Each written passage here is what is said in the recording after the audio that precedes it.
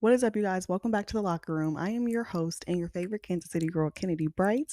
And as always, what's said in the locker room stays in the locker room. Get your playbooks ready, guys. What's good, rookies? Welcome back to another episode. In this week's episode, we are going to be discussing why I don't date rookies or athletes that are transfers. Now let's get into it. So it's now fall, which means NFL season has begun, college is officially back in session, and we need to go over a few couple of things beginning this fall. We go over some rules, some standards, so we're going to have a nice team meeting this week. All right. I want to spend the next few episodes going over things related to like college life and dating and advice because a lot of majority of my listeners are in the college realm age, but it also still applies to the rest of your life as well, even if you're not in college. So we're talking about game day etiquette and essentials that you need, tips to the whole hooking up and culture and not getting caught, okay, and how you can manage your life and his athletic season and being able to use it to your best advantage. As always, there is a link in all of my bios that has the Athletes Anonymous support group. If you ever need, to come in there and be able to talk about things that are athlete related and just be able to have a community. So that way, sometimes your friends don't understand things, but it's like everyone in here, we kind of mess with the same type of people.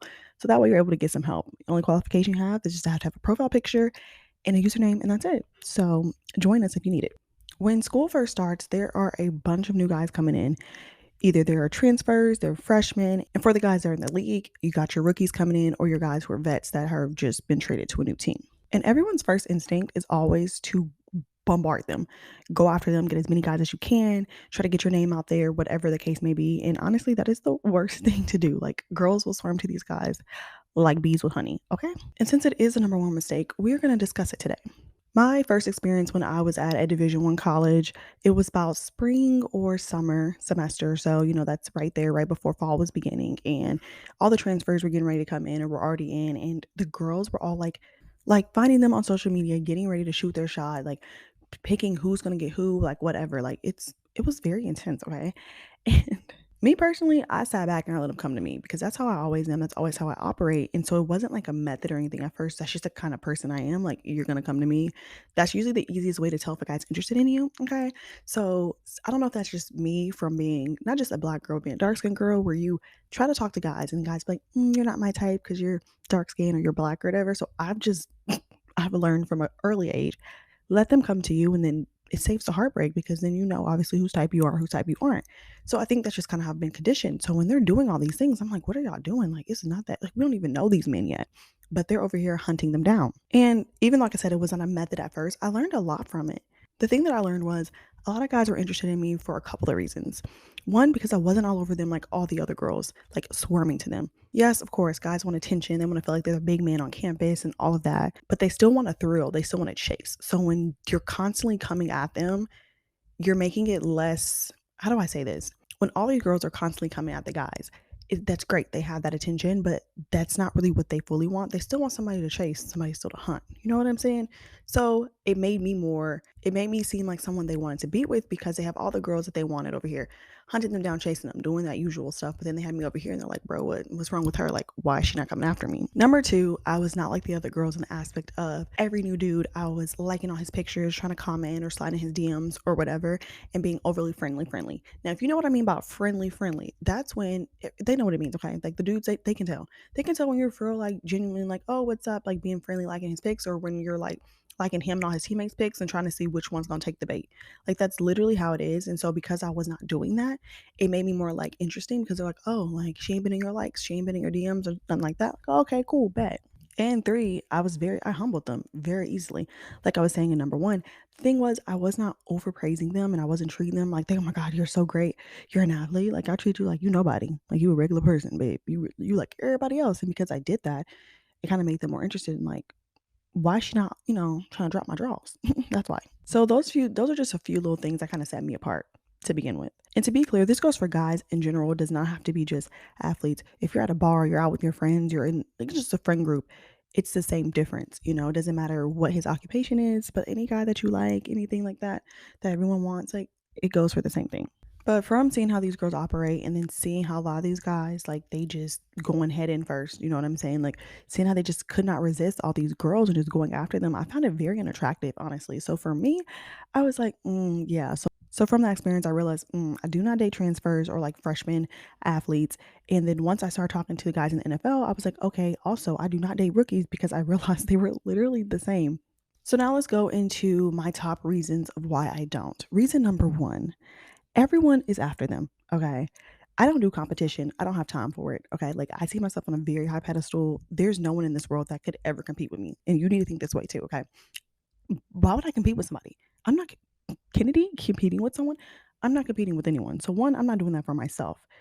And also that's like I don't want to be with a dude who makes me feel like I need to be competing with somebody else because if you really vibe with me, you really mess with me, then you're gonna know there's no one else to compete with me. So regardless of what I want to do, I don't want to be with a guy who's going to put me in that position to have to compete with other girls. That's one. Two, I don't have time to deal with the drama of the bull that comes with it. Okay. You know what I'm talking about. You know, the messiness, the girls that stalk you, the girls that give you looks on campus or whatever the case may be, the ones making fake accounts, stalking your social media. Like it's a lot that comes with it. And I really do not have time for it. Even before I started going through actual experiences of dealing with that, it was not for me from the beginning. Like I just wasn't interested. And after experiencing that, and you girls know how girls can be.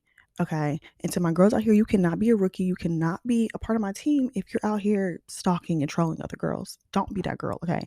But I can't deal with it. So that right there, it was a no. Lastly, I don't have time to lose any more mental health cells. Okay, let's be real. Mental health, I got a lot. We all have a lot going on in our lives, regular, just everyday things that we have to deal with. I don't need to add anything extra, worrying about what he's doing, who is he with, and is he like? I don't have time to deal with any of that. Okay, so I don't have time for it. When they're fresh like that, when they're new, everyone's going after them, and so guess what? I am not a dime a dozen, so I will take myself out the equation. That's one. I just really believe in like protecting as much of myself as I can, and getting involved with athletes, as we all know, can be hard enough to begin with. I don't need to deal with this fresh identity. I just really try to protect my, like I said, my mental health and stuff by not engaging. And honestly, for just doing this for my own reasons, it ends up just setting me apart from them without even actually trying, setting me apart from the other girls because I'm not operating the way they are. So they're kind of like, what's going on with you? Why is she not obsessed with me? They're trying to figure out these questions. And it's really because like you really not that important to me. And one of the main things is you really need to ask yourself in the first place, why do you even want him? Why do you like him? Why are you interested? First off, you don't know this man. So there's nothing for you to like about him besides of maybe what you read in a stats book and what you see on him on the outside. You don't know this man. So there's no reason for you to really like him or want to do any of these things, okay? So you really need to think about that first. What is the reason? Because I guarantee you your reason is probably something like you want to feel, important, you want to feel popular, you want to be this couple. Like there's all these things that probably is more why you want to be with him more so than an actual reason of you wanting to be with him. So really try to identify that before you throw yourself in this pit of fire and deal with all the things that come with it. Okay. Reason number two, they are still exploring themselves. Okay. And I'm the kind of person I want you to get all your exploring out of the system before you ever come my way. Forget it don't even mean before you commit to me. I mean, before you even come and speak to me, before we even communicate, before we're sharing the same space, I want you to get all your exploring out. So that's why I like to sit back and I like to watch first. Okay. I want to let you go ahead. First of all, it lets me know two things. One, I can sit back and see what kind of guy are you? Are you the kind of guy who just sleeps and messes with just anything? Is that the kind of guy you are? You're just tempted by everything and you just go for it? Or are you the kind of guy who, maybe you sit back and you're like, oh, I kind of like this girl and you like to dip your toes in the water. Like, what kind of guy are you? Okay. Because let me tell you something, the kind of guy he is before you're in a relationship is kind of going to be the kind of guy and the temptations that he's going to be fighting when he's with you. So I want to know, I want to be able to see yourself, your self control. Do you have restraint? That's what I want to see. Do you go after every girl that throws herself at you? Because if you do, I don't know if I could really trust that same guy in the aspect of being in a serious relationship with him because you're already throwing your. If a girl comes, you can go. You see what I'm saying? So it lets me sit back and really see how he operates, really get an idea of, okay, what kind of guy are you? I believe in, like I said, getting all of it out of your system as much as possible before you get into, like I said, not even a relationship with me, but before you get involved with me. Get it out of your system because I don't want you being in a relationship with me and you are, resenting me because you feel like you can't have all the fun, you can't try all the girls. And I also don't want you questioning if you want to be with me because you feel like you ain't seen all that's out there. I don't want that either. Okay. So, and I know everyone does not cheat, but the thing is, I feel like if you let him get all of it out of his system, then that's less likely that he's going to have those temptations and feel those things when he's in a relationship with you. And then you have to deal with the factor of cheating. And don't get me wrong, some men can get it out their system, be in a relationship, still cheat. There's men who are married and still cheat. That is not the full equation, but that's just kind of my thought process. Okay. And this point here is going to go into actually our next point.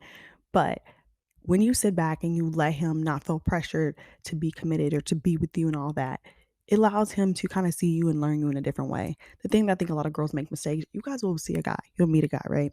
You like him and y'all want him to commit to you and be exclusive with you like right off the bat. Girl, he doesn't know you and you don't know him yet, okay? And nobody wants to feel like, why? Because at the end of the day, you guys treat these men like meat and they let you. That's a problem. That's a problem. They let y'all. They let y'all treat them like meat and like prizes, like trophy man. Like they let y'all do that.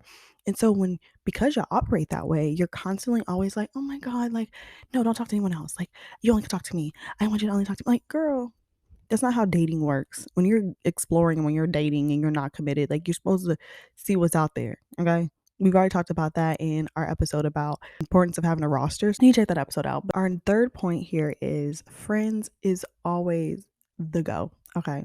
Being friends with a guy is always going to be the best play to make out of your whole playbook forever. And I'm gonna tell you why. It's my favorite thing ever. It's a little sneaky, but it's my favorite. Okay.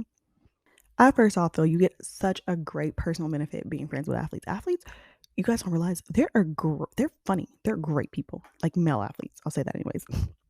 Being friends with a male athlete is perfect. You always know about that guy best friend. Like the thing about that I personally like about having a male friend who is an athlete is his drive, his determination, the way he's able to coach you and push you and encourage you in a different way and hold you accountable. Okay, because that's what they're used to doing with their teammates. Not only that, they're really funny, they're fun, and their lives are very interesting. I love hearing the crazy crap they go through. It's quite funny, okay? But it's really the best. And so being friends with them is to me, is some of the best friendships that I've ever had are with guys who are male athletes. And so that's number one. So when you go into the route of and you're like, okay, yeah, I'm going to be friends with him. Not only are you setting yourself apart from all these other girls because you're just chilling, being his friend, but two, you're getting a benefit of like a really good friendship. Like I have some guys friends that are athletes that like, bro, like I love them to death. Like they're my homies. That's how it is. And there's some of the people who encourage me and push me more than, any other friendship that I have. They understand me also in another aspect. When you are just friends with them, that allows you to be friends with as many athletes and many guys as you want. Okay. Because the thing is, when you're just friends, it's platonic. You can talk to whoever you want. But if you're talking to this guy or trying to get with him, you can only talk to him. So, like I said, in the importance of having a roster episode, you need to have multiple people so you're able to identify what do I want? What do I like? What kind of person do I want to be with? When you're just a friend, the thing is, you can also find out, I don't like this guy. He's not for me. But guess what? You've never done anything. You haven't messed anything up. The best thing is, it's not going to happen in the relationship aspect, but at least you have a friend now. At least you have someone that you've built something with. So I think that that's also a very good benefit. And the biggest one of them all, the biggest one, when you are just friends with these guys, okay, you do not mess up your chances with any other guys because you don't know about who his friends are. You don't know about his teammates. You don't know about the guys that are going to come in the future. When you're just friends with a guy, that allows you to not be taken, to not be one that's already been, used up by the guys, about the squad. So you can just be friends with them. So when you meet a new guy, it doesn't matter. You can talk to him if you really like this guy. Why? Because you've only been friends with these other guys, but you've never done anything with them. It's been straight platonic and it's okay. And sometimes you have to be careful because guys can be really nice and sweet, but listen, the men talk in the locker room. That's why this podcast is called the locker room talk, because that's what we're doing. We're talking trash. They talk trash. We're going to do it too. But the thing is, they're liars. And so what you always want, you want to protect yourself. You never want to give yourself and put yourself in a position to where a guy is able to go in the locker room and, oh yeah, bro, I messed with her. I did it. Trust me, he's not claiming you because he like you. He's just marking his territory. But he probably don't want nothing to do with you for real, for real. Okay. So the thing is, when you're just friends, it saves you from those labels and all of that because you've never done anything and you don't have receipts. Like I've never done nothing with this man. Okay. That's how I operate. It protects you for sure because a guy can come off one way in the beginning and after a while you realize he's really messy or he's whatever, but luckily you've never done anything with him, so he has nothing to use against you or to throw your dirt in the name. Okay. Throw your name in the dirt. And my favorite thing is like, when y'all friends and then like he ends up falling for you and then it just works out. And it's just cute. Because the thing is, I'm the kind of person that when I'm in an aspect of like liking a guy, I can overthink. I can become like a lot of things and I can, oh my God, obsess over stuff. And I feel like it hides a lot of my personality, a lot of the benefits of being with me, being involved with me, or whatever the case may be. So when I'm just friends, I'm me 1,000% because I'm not here to impress you, or it's not a tryout. You know what I'm saying? Like, I'm just chilling, we just talking. And they end up liking me for my personality and the kind of person that I am because they're able to see it more versus if we were trying to talk, they wouldn't get that side of me because I automatically turn to a different person. I get anxious and you don't really get to see the full authentic me. And so that's one thing that I like because I realize everything that happens with me and guys like that goes in, a nice direction. It's always friendship first. That's just always my route. I'm always looking for more friends. I'm never looking for a man because I know that that can come from a friendship, but I'm always looking for a friendship. Friendship is just, you can never have too many friends. Like good ones, of course, not everybody ain't gonna be on the same level, but you know what I mean. The last thing, number 4, they don't have time, girl. Let's be honest, okay? Especially in general, athletes, it's very hard for them to have relationships and, maintain a positive and healthy one. But on top of a guy who is new to a team, girl, he does not have time. Okay. He is trying to learn new plays, new playbooks. He's trying to impress coaches. He's trying to earn a spot. He's studying. He's watching film. I mean, he doesn't have time to worry about, like, oh my God, I didn't talk to her today. Oh my God, I didn't check in on her. Oh, she's having a bad day and I can't come over and see her. Like, they don't have time for that. And so don't waste your time and waste your energy thinking and trying to get this man to commit to you just because, he's fresh meat and you want to mark your territory. No, because guess what? You could be the first girl to sleep with him on campus, and I promise you, you will not be the last. And he and every other girl will not gonna care. Like, there's girls out here, they don't care about being Eskimo sisters. I promise you, they don't. So don't do that. Okay. So just realize your time and your worth. You deserve to be in a relationship and be with someone who has time to be that other half, to be that partner. You see what I'm saying? And he doesn't have time for that. He's new. He don't have time. He need to be focused on the grind. He's trying to make his money and or keep a scholarship. Like, he doesn't have time to do that. So understand those things. Like, for me, like the guys I like that I'm cool with, like when we talk, it's FaceTime for a little bit. And what are they doing? While he's watching film. While he watching film. Tape for this weekend's game. And I'm like, that's fine when you're friends and when you're just cool with them because it's whatever. But if you're trying to get to know someone, it takes more than just every now and then we can talk on the phone. But when we do, you're filming, you're doing this, you're doing that. You're filming, I mean, you're watching film. Because then it becomes more difficult because it takes more. So when we're like, for instance, examples, when we're on FaceTime and we're talking, we're just talking about like quick check-ins about the day, whatever happened, whatever. There's that. It's cool. But if we were trying to get to know each other and try to be in a relationship, there might be a lot of other things we need to talk about. I need to know what's your favorite color. I need to know what kind of food you like. What's your favorite recovery drink? Like, there's so much you need to know. I want to know about your childhood trauma. I want to know about your relationship with your parents. Like, there's so much you would need to know to be in a relationship with somebody. He don't have time to give you that, but he can check in with you. You know what I'm saying? Like, hey, what's up? You go, yeah, that's what I did today or whatever. All right, cool. I see you later. Bye. Like, hang up. It's that simple. So they don't have time, and I think that a lot of people don't realize that, but they don't. Their schedules are really busy. Their minds are busy, especially depending on the sport they play. And the only reason I say the sport, all sports is, strenuous on the mind. Yes, but football is like so physical, for instance.